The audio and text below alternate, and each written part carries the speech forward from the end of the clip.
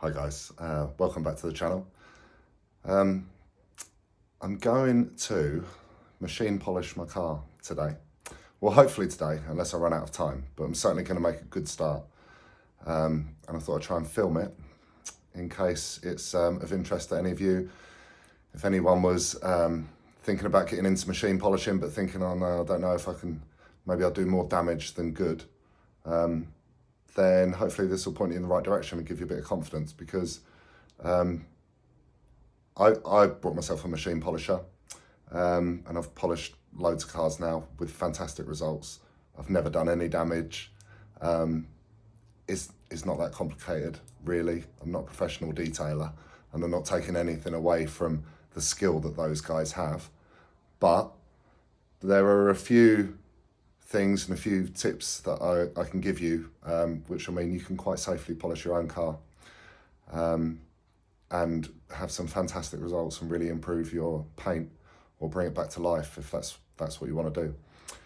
So the paint on the Fiesta is pretty good. It's not bad at all, but it's 3 years old. It's my new car, so I want to polish it so that we're starting with a nice clean slate.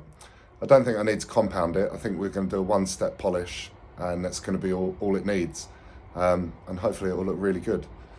I'm going to talk you through the process, try and film a bit of me doing it. I don't know how that's going to go. I have got a new phone which I'm filming on, so hopefully the picture quality will be a bit better than my last two videos. So let me talk you through the equipment that I've got. That might be a good place to start. So down here, I've got my DAS Pro 6 or DAS 6 Pro. I brought this a couple of years ago and I've used it loads over the last few years. And I've done a few cars for friends and that sort of thing. It's a dual action polisher, so that's different to a rotary polisher. There's basically two types of polishers from what I understand. I'm not an expert, I'm not going to try and tell you how they work, but I think the fundamental difference is this is dual action, so this plate spins and it also oscillates at the same time, which means it's much safer and easier to use than a rotary, which literally will just spin and get up to quite fast speeds. So if you've got more skill, you could get better results with a rotary, but obviously you need more skill, and with the better results comes a bigger element of danger, because you can burn through the paint much quicker.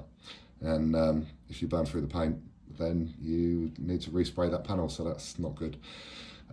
So this is a much safer polisher to use if you're at home and you're a beginner. And if you're using foam pads, you're never going to burn through any paint, never. I'd steer clear of wall pads. I wouldn't use them. They're going to heat up very, very fast. So wall pads and things like that are more efficient if you know how to use them, but that's the key. You've got to know how to use them. If you don't know how to use them, you could do some damage. Foam pads, they're never going to get that hot. You're not really going to cause any damage. You'd have to really go some to cause some damage. So I would stick with a dual action and get some foam pads, and I think you're good to go. But before we get onto the polishing, I need to clean the car and decontaminate the paint, and that's the long job, really. So I haven't waxed the car for the last 2 times I've washed it. It's just been washed and dried. I'm gonna clean the car with Built Hamber Surfix, which is their all-purpose cleaner and degreaser. It's a very good cleaner. It's probably the best cleaner I've ever used. It'll take engine oil off of an engine. It's completely safe to use on paint. It's water-based. It's a really strong cleaner, and you can dilute it down to 1 part in 100, or you can make it as strong as 50% if you're doing a really tough job. So I'm going to clean the whole car with that. Then we're going to use Corosol, which is Built Hamber's fallout remover. And we're going to get rid of any embedded bugs, tar, road grime that's flicked up off of the road, iron particles, brake dust that's embedded in the top coat of the paint. We're going to use our fallout remover to start getting rid of that. And then after I've done that, I'm going to clay bar the whole car. So as you, that's a lot of work, but it's okay.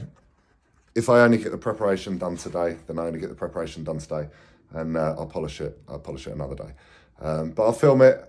It's not meant to be a tutorial video, otherwise it'd be hours long. But I'm just going to talk you through a little bit about what I'm doing. Try and film some of it on my tripod. Hopefully it'll come out okay. I don't know. Who knows? But we'll see. Right, I'm going to set up the car, set up the jet washer, and catch you back in a minute. Okay, we're all set up. So the first thing I'm going to do is snow foam the car and then jet wash it off and just get all the main grime off of the car. Then once I've done that, I'm going to use the Surfex, which is the degreaser or the all-purpose cleaner. I wouldn't normally use that to wash the car, but what I need to do is get any wax or car shampoo that's on it from previous washers. I need that off the paintwork, so I need to use quite a strong cleaner. So what I think I'm actually going to do is just pour some in the snow foam cannon and snow foam the car again, and then go around with a bucket, maybe a spray bottle of the Surfex, and just wash the car down and then rinse it off. Okay, so I'm going to set the camera up on the tripod, time lapse it for you, and we'll go from there.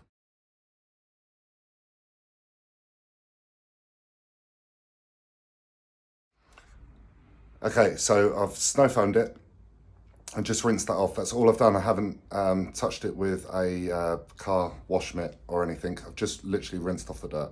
And it's pretty clean because I clean it regularly anyway, so that's all just fallen off.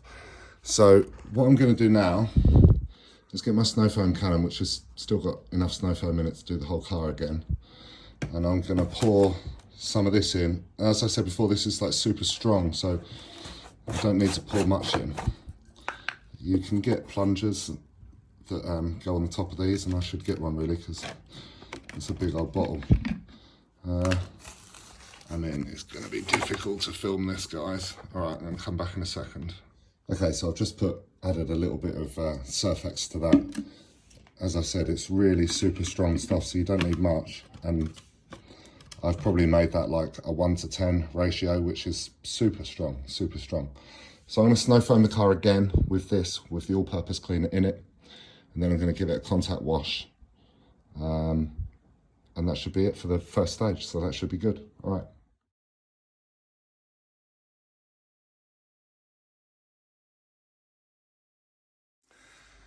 Well, I seem to have inspired my neighbour to start washing his car, which is super annoying because he's now right opposite me with a jet wash, which makes it really hard to film and talk to the camera. Okay, so the car's all degreased. It's looking super clean. I've washed it all down. Some of you may have noticed I didn't use the 2-bucket method. I don't tend to. It's fine. Just don't put the sponge all the way to the bottom of the bucket so you don't pick up the grit. I think it's fine. The car's really, really clean. It's going to be one of the easiest cars I've ever prepared to polish, because usually you're doing it on a car that's 5 or 6 years old and it's never been, no one's ever decontaminated the paint, and it's just embedded with years and years of road tar and grit off the road. This isn't too bad, but I'm going to go out and show you in a second. He's still using the power washer, but we're just going to have to crack on. But what you'll find is I mean, a lot of you probably already know this, I don't know, but some of you may not. So when you clean the car, it all looks clean to the naked eye from a distance.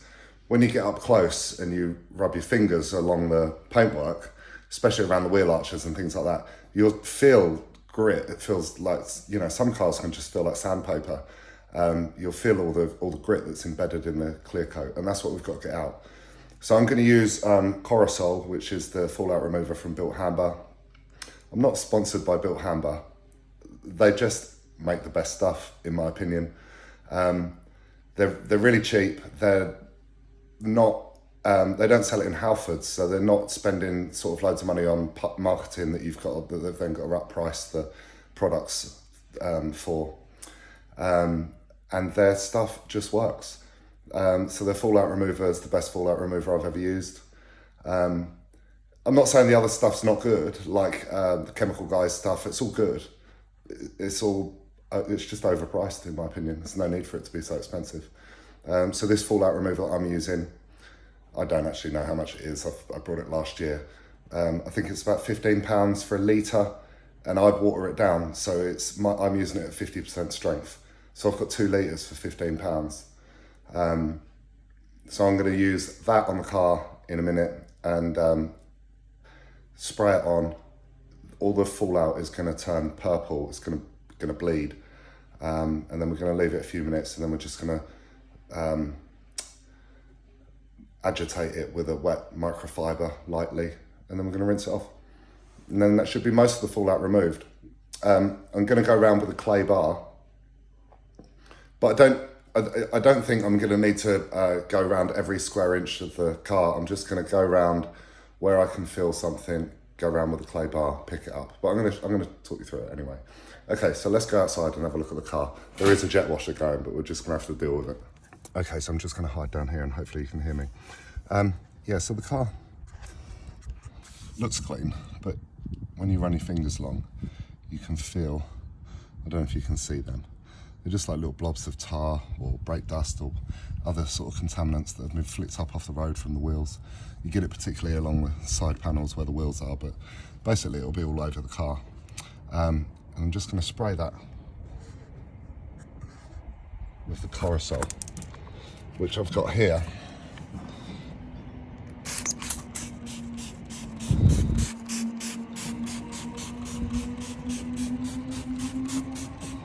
Just do this to show you. And then it'll start to sort of turn purple, and we'll rub it off with a microfiber. Let me give it a couple of minutes and come back. Okay, so it's been a few minutes. You can see on the floor here where it's all dripped down, that's where the chemical reaction is with the metals in the paint. It hasn't actually gone purple on the paint, which is unusual, but as I said, the car is really clean, so maybe there's nothing much there to react with. But then all I'm going to do is just gently rub it with the microfiber.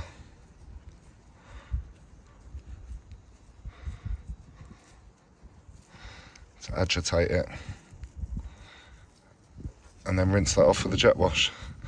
But I'm going to go around and do the whole car, and I'll put my camera on a tripod while I do it.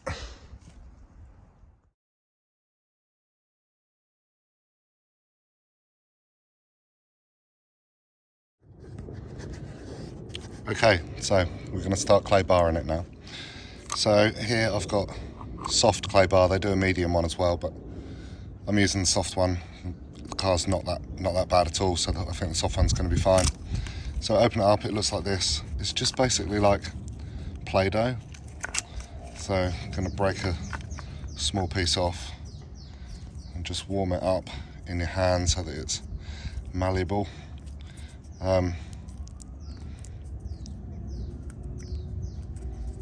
This is quite hard to do with one hand.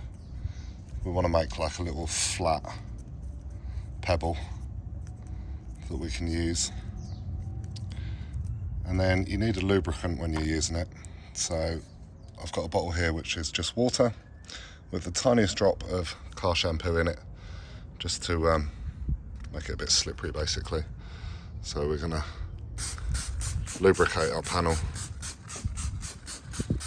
nicely, get our piece of clay, and then you have to be careful that you don't knock it out your hand and drop it, because that'll be the end of that bit of clay. You'll have to throw that away.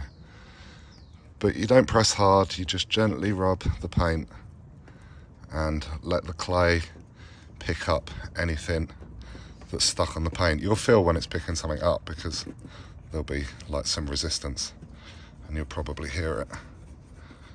So as you just rub like this, not very hard, you can see there's a bit there. Now that's gone. And then that's what you're picking up off the paint, and that's now on the clay. Then all you do is fold that to the middle of the clay and start again and keep going. So it's a bit of a long job, but it's a necessary job, because if you start polishing without doing this, then obviously you're just going to spread them bits around, and that That could do more harm than good, really. So that's not what we want. But, I mean, I can feel here that it's not picking up anything, so this is quite quick. You can feel when it's going to pick something up, and you just have to sort of hover on that spot for a bit. But that's that. There we go.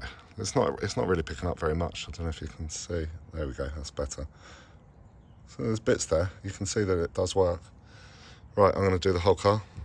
I'll see you when I'm done.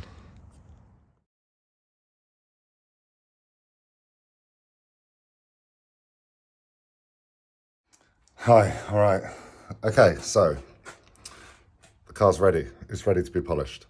All the paint's decontaminated. So we've degreased it to get rid of any waxes and anything that's still on there from previous cleaning. And then we've done fallout remover to pull all the bits of road fallout and things out of the clear coat.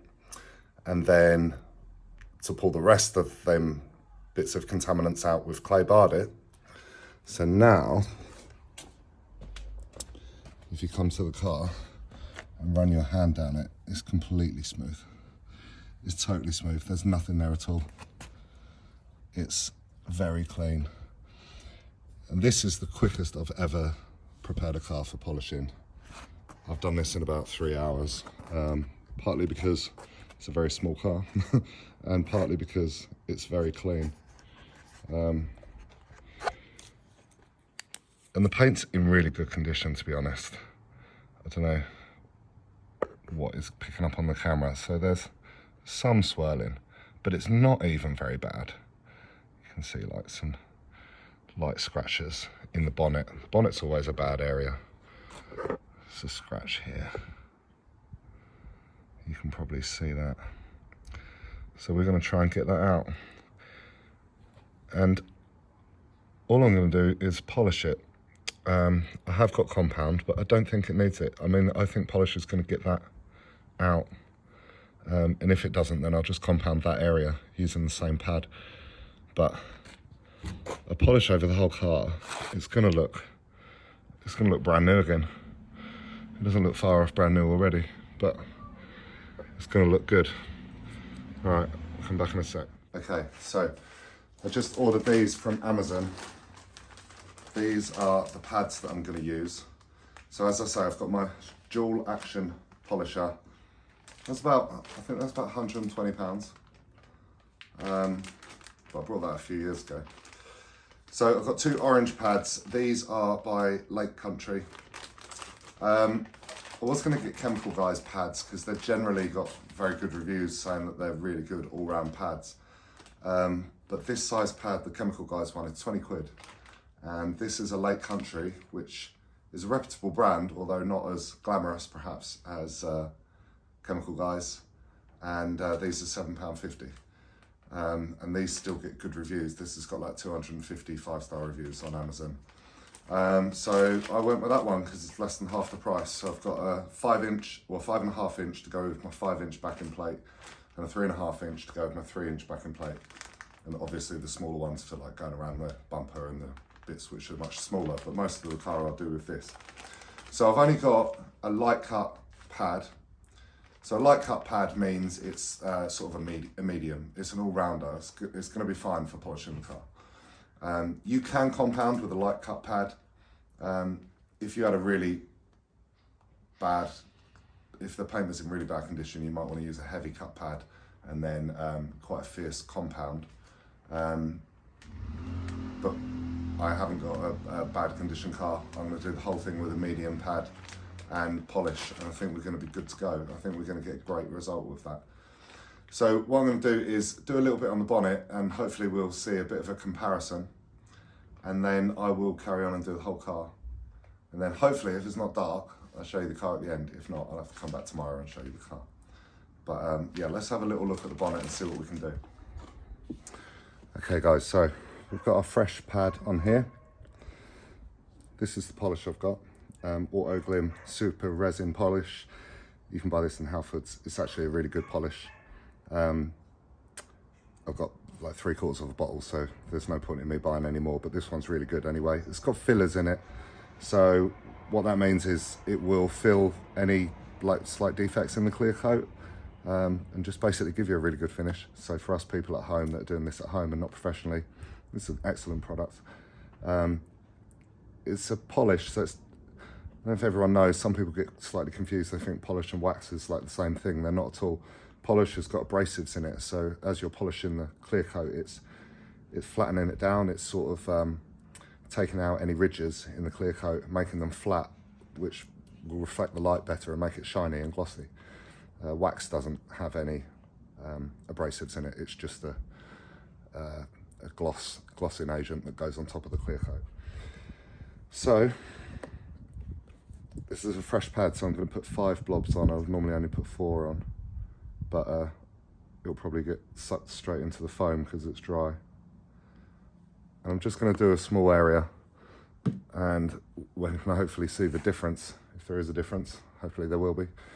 So I'm going to do 4 passes. So I'm going to go up and down horizontally, and then vertically, and then horizontally again, and then vertically again. And that'll probably be it. 4 passes, and we'll see what the difference is. So I'm going to start on speed 1, just to spread the polish around.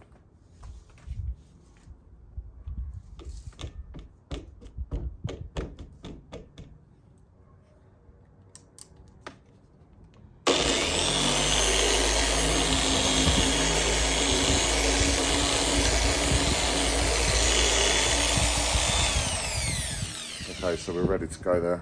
Put the lead over my shoulder, put it up to speed 5. I don't go all the way up to 6. Speed 4 or 5 is plenty. I'm just going to do my 4 passes.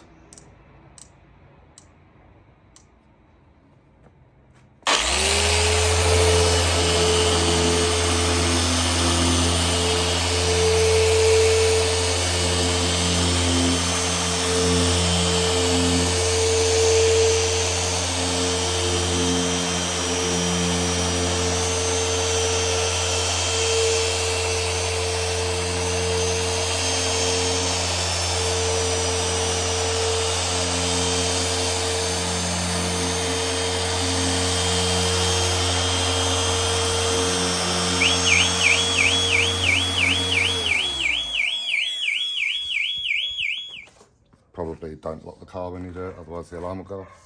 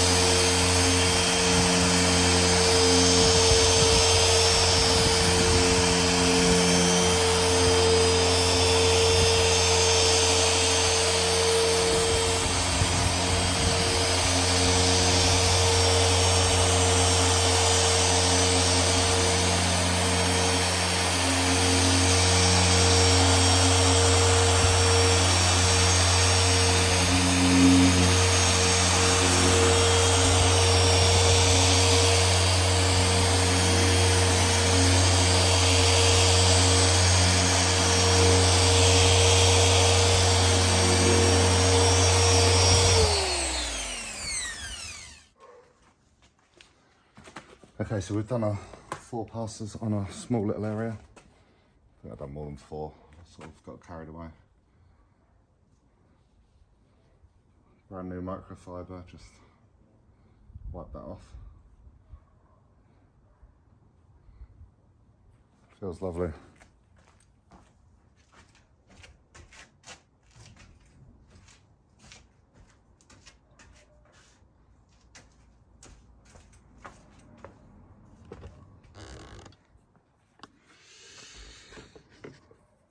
Okay, and I don't know what you can see on the camera, but there are no swirls there at all now. I mean, could it get better? Probably. I guess a professional would say that's not good enough and it needs to be better, but I am well happy with that. If you come down here to the bit that I haven't polished, there's bits of polish splashed. Look, you can see the swirls in the paint. And then up here, clear as a bell. Amazing. Brilliant. Well, I'm going to carry on and do the whole car, and then I will catch up with you guys when I'm finished. Hi guys.